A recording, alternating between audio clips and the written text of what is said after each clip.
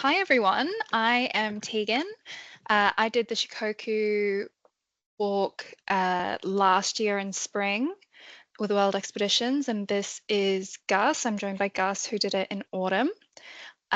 Just a little housekeeping, please leave all the questions to the end. There's a little Q&A box down below where you can ask the questions and we'll answer them all at the end. So let's get started. So Shikoku is extremely beautiful. It's where a lot of the Japanese go to travel. So it's not crowded. The people are extremely kind and they're very polite. And the scenery itself is just very quintessential Japan. If anyone is familiar with the Nakasendo Way and the Kumano Kodo, this trip is essentially both of those mixed together. So you have the culture of the Nakasendo Way with the beauty, the natural beauty of the Kumano Kodo. So they're kind of mixed into each other. Would you agree, Gus? I would agree, and also the it's quite a demanding hike as well. Yeah, it is. It's probably, would you say it's on par with Kumano Kodo? I would actually probably say it would probably be harder than the Kumano Kodo, only because you need to be aware of certainly time management, as in like catching trains, whereas Kumano Kodo, you actually walk to your, generally speaking, most times you're walking actually to your lodging, or it's just a short bus ride. Yeah. No, that's definitely something to consider, and we'll get into that further.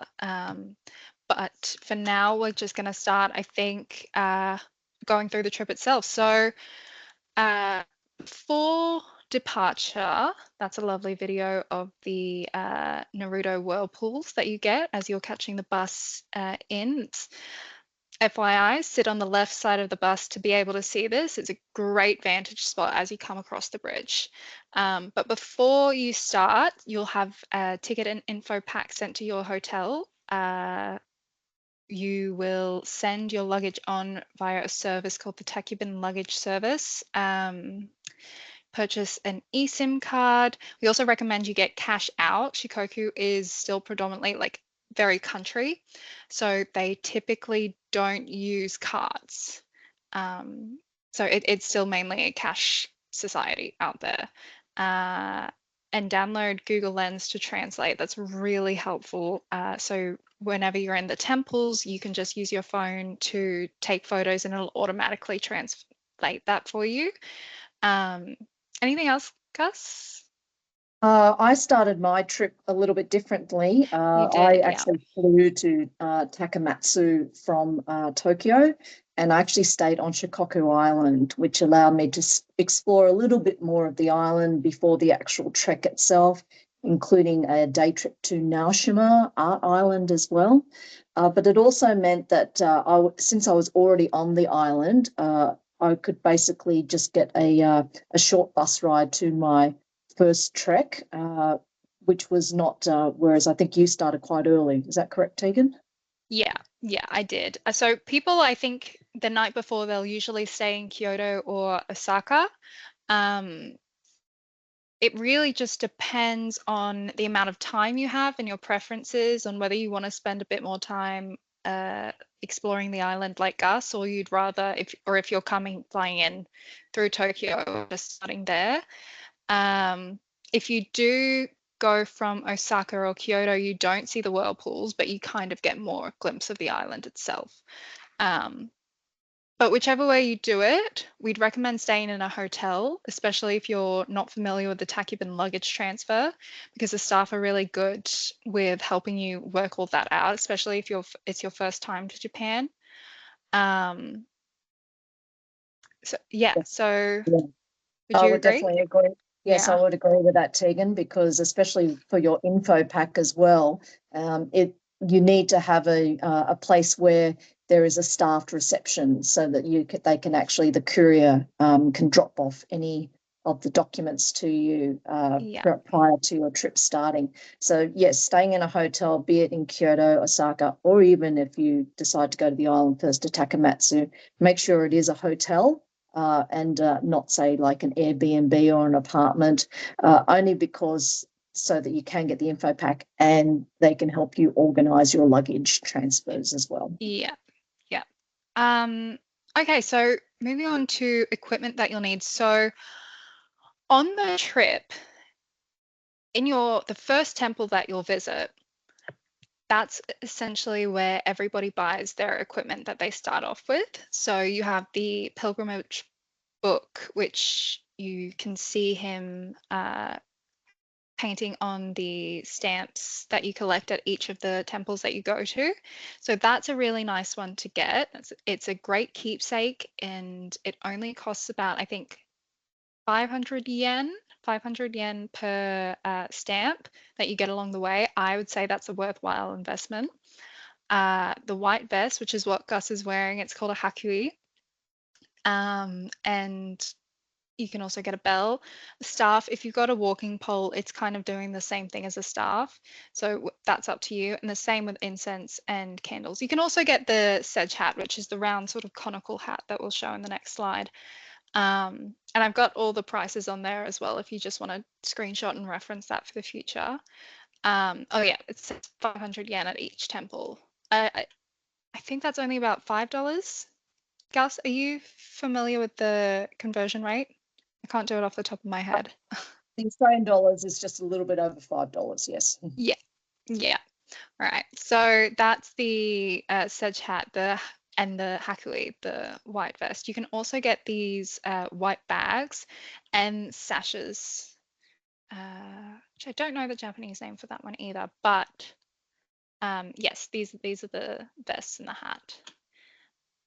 And this is the pilgrimage book. It's kind of a unique way that they have it set up. So it sort of folds and you get a nice piece of paper to protect the stamps as you get them from each temple. All right, so starting off on the trip itself and the route, this is the entire 8-day itinerary.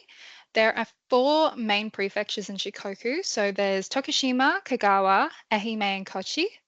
So Kochi, as you can see, is down here. Ehime, I believe, is down here.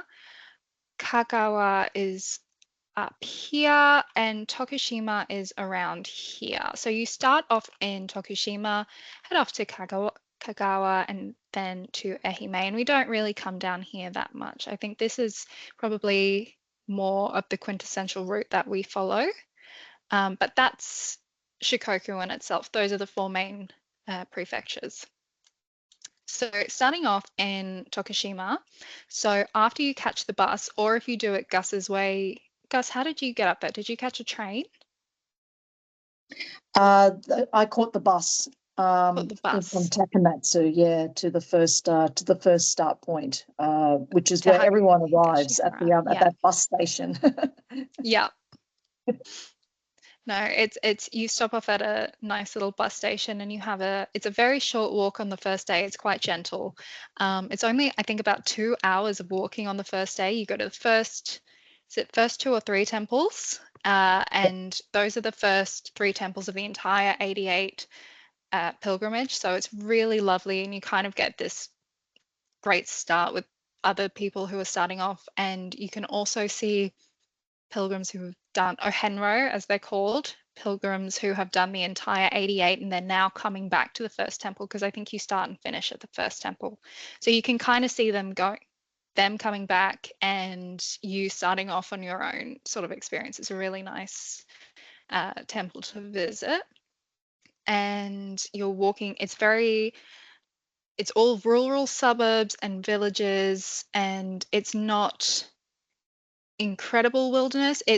Well, it is. It's going through very mountainous regions, I think, on the next couple of days. But your time in Tokushima is spent very much in the wilderness, and it's a little more challenging as you go on through the next couple of days. First day is a bit more introductory. The next couple of days are a bit more mountainous. So here you can kind of see it's very much straight up through the woods. It's beautiful, but it's a bit more mountainous and it is a bit more challenging. So yeah, so here you can see temples 1 to 3, day 1, temples 11 to 12. Those are some pretty rough days, day 2 and day 3. I think is it day 2 that is the toughest one of the trip? Day two is a real heart starter. It's Yeah. like you have 3 false summits. It's like a 1,330-meter ascent. It's about a 1,200 odd meter descent, and it's a hard day. Day 2 absolutely gets you going. Day 1 is a bit of a false sort of gets you sort of like ease into it, and then day 2 it's one where you can basically have a longer one, which is 19 kilometers, or a shorter one, which is only Yes. 14 kilometers. Yeah. So I actually did the shortened version, which you pay a little extra to the taxi and you show them sentence that is being translated on your phone, or sorry, on the pamphlet that we send you. So you can choose whether you want to do it, and you just show the taxi driver and you give them a little extra cash. And you can go a bit higher or a bit further along on the walk, and you don't have to do the initial I think ascent. There is still ascent, but it just kind of skips out on that first one. But Gus, you did the full one, didn't you? I did the full one. It was a big day. Yeah, It's a long yeah, day. yeah. And it's good to be aware of that in regards to what we were saying earlier in regards to bus timetables and knowing your pace. So if you are a bit of a slower walker, kind of like myself, probably best to, in regards to timing, to take the shorter option, so that you're not missing anything. You're not missing trains or buses, or um, you're not sort of getting there before dark. Yeah. Which So is like when you went, Tegan, you went in spring. I'm sure you had more daylight hours, we whereas did. I went in late autumn, and the sun sets around 5 o'clock. So basically, the days are a lot shorter, which means you really do need to watch your time management. That is a really good point as well, Gus. So moving on to some of the highlights of the trip, because while it is tough, it is an extremely rewarding section of it. So as you can see there, I might be able to play it again. No, hang on. That is my favorite little creature in the world. They're called tanukis, or raccoon dogs, and in Shikoku, they're really beloved and they're a sign of good luck. You'll also see little statues around the island, which is keep an eye out for them. They're not dangerous or anything, but they're very mischievous. They're not dangerous. They're sort of in the forests on the second and the third day. Gus and I both saw them, so they're definitely there, and it's likely you'll see them when you're there too. And then on the left, I've got a picture here of Kakarinji, which is the crane temple, and that is just beautiful.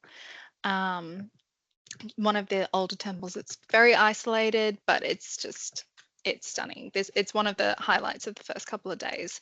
And then probably one of the biggest highlights, I'd say, is the Tariji ropeway. So you finish your walk, you go right up to the temple, and then you go down this ropeway in the afternoon or the evening. I think, Gus, you got golden hour, you got sundown for this one. And Yeah, it was it's gorgeous. just beautiful. You get panoramic views over the cedar forest. It's the longest ropeway in Japan. It's about 2,775 meters. And this is on the last day. And so you're kind of saying farewell to the region, but you're going down, you're seeing it all. It's a really nice way to say goodbye to the region. So as you finish up there, you head next to Kagawa Prefecture. You catch the train through some really pretty countryside. It's a bit more relaxed walking in this region compared to what you just did. This is a lot more relaxed. It's very isolated though. It's all forest walking. You'll be spending 2 nights in Kodahira Spa. Uh, and then on day 5, you're kind of able to pick your own adventure. You can explore Kodahira Spa, or you can catch the train out to Temple 75 and sort of explore around there. But it is really beautiful walking. So here we've got, day 4, Temples 82 to 80. Decent walk, not too bad. And then day 5 is kind of choosing your own. And I'll let Gus speak more about the highlights of Kodahira and Kagawa in itself. Okay. Yes, like Tegan mentioned, you do have a couple of nights in Kodahira, and you stay in a really nice little ryokan there, and which is really, really central. You're right in the center of town. It is a spa town, so they do actually have onsens if you actually want to go to a public onsen. In addition to they have a little spa sort of area, spa bath in the actual accommodation itself. There's lots of sightseeing to do in Kotahira. They do have a famous lantern tower there. They have shopping streets, really fantastic cuisine. You can have handmade udon noodles. You can also have lots of soft serve ice cream. Like Tegan mentioned, Temple 75 in the next town. You can go and visit there, and that is actually a really large complex. You'll usually see monks praying there. And it's basically one of the 3 major sacred sites of Kobayashi. So the other thing you can do is if you do feel like that you need some more walking, they actually do have Mount Zozu. That's a hike which is just above Kodahira Spa. It's quite a lot of steps. It's actually almost 2,000 steps, depending on how far you get. They do have a main shrine up there, but they also have on clear days you can actually see views of the Seto Bridge and the Seto Island Sea, Inland Sea. So if you do feel like you haven't had enough walking up until then, and you don't want the rest day, or you just don't want to do any shopping or anything like that, then certainly you can go head up a mountain, because that is also, like I say, a sacred site. Yeah. Well, there's so much to do. So there's also this Kabuki Theater that's That's here right. as well in the town that you can visit, and it's That's right. amazing. It's very beautiful. Yeah, it's the oldest one in Japan. Really Mm. interesting. So after is it day 5, you head off to the final prefecture that we visit, which is Ehime. And this was my favorite region, specifically Dogo Onsen. But you head down by a train down to Matsumaya, and you head off to Dogo Onsen. It's spectacular. It's been around for about 3,000 years. There's so many cafes, restaurants, and it's a really relaxed vibe that just sort of like pulls you in, and it's a really nice end to a walking holiday. So day 7, first of all, day 6, you have a day to explore the onsen and Matsumaya, which is really nice because you can go and explore that relaxed vibe and see the famous onsen there and just explore. It's wonderful. And then day 7, you see temples 45 to 44 and temples 60 to 62. So I'll get Gus to speak a little bit more about the walking on these. Sure, not a problem. With those 2 days, it's really Ahime has absolutely amazing, spectacular sort of mountain scenery.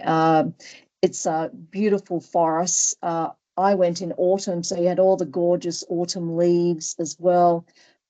It's very, very thick and lush. In some ways, actually almost tropical. So really, really great walking.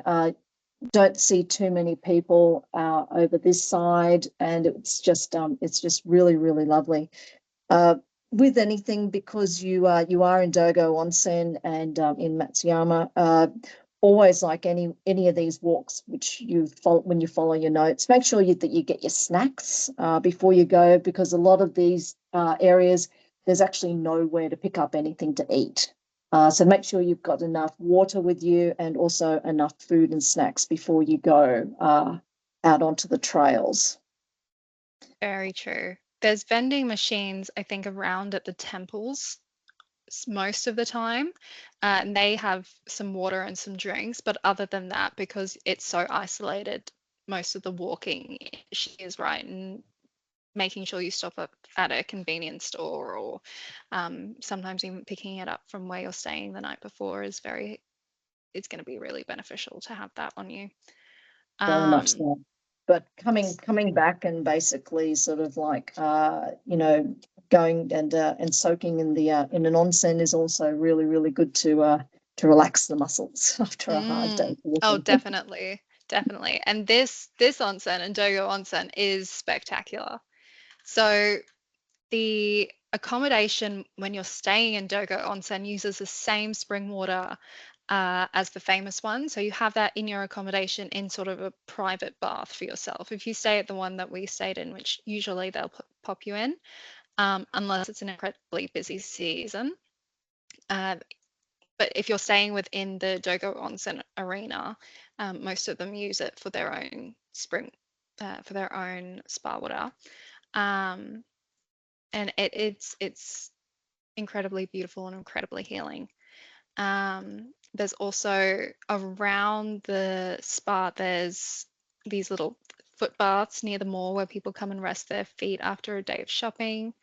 And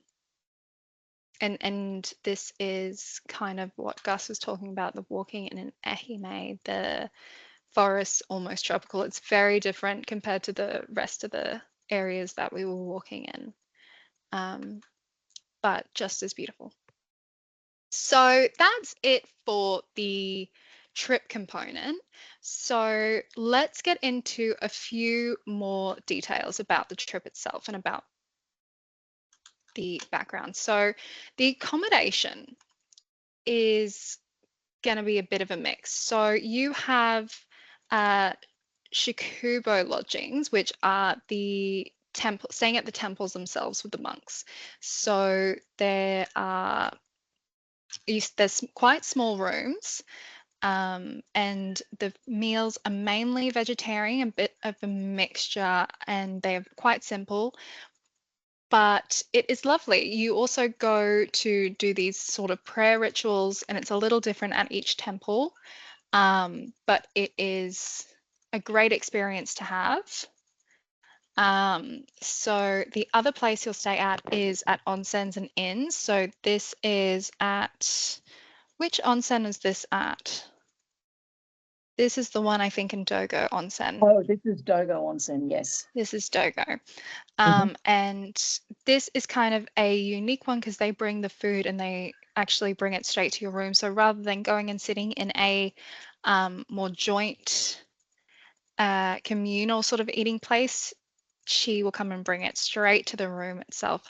It's really, really a nice accommodation. So you have the futon here as well, which is comfy, and it can be a little daunting if you're not used to sort of the futon style of sleeping. But more often than not, the mattresses are just as comfortable and the blankets are so thick and soft and warm. So you're never going to be too cold and it's never going to be super uncomfortable. So another style that you might stay in is a Western style hotel. They do exist there. They are very comfortable and you have the amenities that you would expect in a Western style hotel. Now, in regards to bathing, unless you're going in a Western style hotel, you're not going to have your own private bathroom. So you have onsens or little bathing rooms. So this is the one in Kagawa, in Kodahira Spa. And this is one style, which is the sort of singular person one. And this is more of a communal one. So this is another example of a communal one. So you have this big, lovely bath. You wash off before you get in there, and then you can sort of relax. It's perfect after a long day of walking. It just sort of restores muscles and is so nice after a long day of walking. So moving on to food, this is what you can expect for dinners. Gus and I had different experiences of what the food was because it's so seasonal. So Gus typically had more heartier meals because she went in August, whereas mine were a bit fresher, more fish, more fresh veggies, that kind of thing. So this is a typical dinner, and this is typical breakfast and lunch. So here we have fish, eggs, lots of eggs, also omelets, and for lunch, rice balls, little triangles of rice with different kinds of stuffing. So it could be tuna, it could be fish, could be whatever they're selling at the moment. And some of the hotels will also give you this, just check the day before. Along the way, as we said before, there's vending machines everywhere, not so much on the track itself, sometimes at the temples, sometimes you find them in really odd spots, but they are out there and that's a good place to get water. And then the other one is convenience stores or konbini. And they have, you can get lunch there, you can have hot meals, you can have anything you need there. They're everywhere. So that's a 7-Eleven or a Family Mart. They'll be along the way. So the next thing to talk about is transportation. So taxis usually take cash. That's why we suggest to bring that to get cash out before you go. And always check bus timetables. They show bus stops in English, and depending on the area and the time of year, you may be on the bus with school children. Don't worry, they're very friendly and they'll likely want to take a photo with you. But as for transportation, we just recommend bring cash with you. Cash is king. Your info pack that gets sent to you at the prior to the trip will actually also include train tickets for some of the high-speed trains. So those ones are, you need those for basically if you're going to and from, usually like your intermediate travel to and from your accommodation. So those ones, please don't lose them. But it also means that if for some reason you don't make a train or you're a bit faster than the usual hiker, you can go onto an earlier train or a later train if there's space. Just go into the non-reserve sections to get a seat. And another thing is in regards to those tickets is you can contact us and we will be able to, if you need to change your destination, we can send you sort of a paragraph that you just need to show them and they will change it for you at the ticket registry at the station, which I actually had to do. So it's very simple, super easy process. You just show them your phone, they'll be able to change it for you. Yeah, you'll get a bus ticket for the trip from Kyoto, Osaka on day one, but for the local buses, as shown here, you actually need to bring cash. Yeah. Okay, so we've just added something in here about temple etiquette. You're welcome to screenshot this and just keep it for reference. So you'll stand to the left of the gate and bow, wash your hands and your mouth with water. That's probably the most important one, is to do the washing. And then ring the bell once, place your name slip in the appropriate box and light 3 sticks of incense and a candle. Place a donation in the offering box, put your hands together and say a quiet prayer, then go to the administration office and have your book stamped. So obviously it's very much up to the individual on what you do and what you don't do. As long as you're respectful, then you're usually okay to do whichever of these you feel comfortable with. We do recommend to go and get your book stamped though, as that is a really nice keepsake. And as we said, it's only about $5, $5 Australian dollars per stamp. So that brings us to Q&A section. So we do have a few questions here So, first question is, what is the best time of year to see Shikoku? So, obviously, Gus and I did different seasons. So, I went in May, which is spring, and Gus went in autumn. So, Gus, what would you say are sort of the benefits of going in autumn? What I found probably going in autumn was you get the beautiful autumn colours whilst you're travelling there. I found the crowds, there weren't as many people. I do find that autumn is a better time of season to travel in Japan for myself. I have been in the crazy sakura cherry blossom season. So Yeah, I've known the different seasons in Japan, but for me, I love the autumn. It's crisp. The air is clear. It's just really, really beautiful, and the food is amazing. It's a bit more that sort of like homey, yeah. sort of like stews and soups, and it's and some fish as well, local fish. It's local. The Shikoku Island has a beautiful, amazing produce. So they're really well known for their foods, and so it's sort of you really get the full gamut of the cuisine in Shikoku, I think, over the autumn. I Yeah, we had something a little different, I think, going in spring. Like there are definitely benefits to doing it. It is much busier, I'd say, in spring compared to autumn. Um, you see beautiful flowers on the trail, wildflowers, animals. It's a little bit, I'd say, warmer to go then. You do have a bit more sunlight as well. Um, and the food is probably, I'd say, on the fresher side, the lighter side. You have it's more fish and fresh veggies and not salads per se, but yeah, a mixture of veggies. Um, but both seasons are equally as beautiful. I don't know if I'd exactly recommend going through the summer months. I could imagine it gets quite hot. And I Yeah, don't, be I, very hot and humid during summer.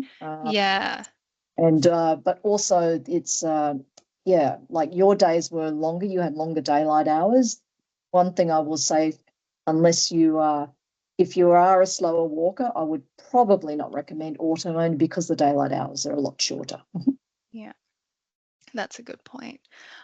We have another question here just about the luggage transfer. What days are best to send luggage? So I only had my luggage, I'd say 3 times. So from my hotel, I sent it to Kagawa, so Kodahira Spa. So that was, I think, the fourth day. So from my first hotel, that's where I sent it, and then on to Dogo Onsen after that. So you don't really need to have your full suitcase. Everything is pretty much given to you at the accommodation. So you'll have a robe, you'll have toothbrush, toothpaste, shampoo, conditioner, whatever you need is going to be there for you. So I didn't really need too much just on my day to day. You don't need, I think, your luggage every night with that one. So that's what I would recommend is doing first, and then Kodahira, and then Dogo. Yeah, Um, I'd have to yeah, agree, Gus. Yeah, because each luggage is for each piece of luggage that you send on, it's around 2,500 to 3,000 Japanese yen per luggage item. So the fact that you actually don't need so much in terms of luggage, basically whatever you need to take with you, maybe a few changes of t-shirts and things. But to be honest, you could actually wash your shirts if you have quick drying um, t-shirts, to basically wash them on the day and wear them again the next day. It's actually quite easy, and because they provide you with robes and all the toiletries, again, you don't need so much stuff. For your footwear, you have to take your shoes off when you enter the inns anyway. So, and they provide you with slippers. So you actually don't even need footwear inside the hotels or inside your ryokans either. Yeah. Okay, so I think that's about it for the questions we have. And that's about it for our time as well. So thank you so much for joining us, everyone. I hope you've found it helpful. If you have any more questions, don't hesitate to reach out to us. We are more than happy to answer any of your questions. Or if there was anything you want more clarification on, just let us know and we'll be able to help you. All right. Thank you, Gus. Thank you for joining me today. Thanks, Tegan. All right. Bye. Bye, everyone.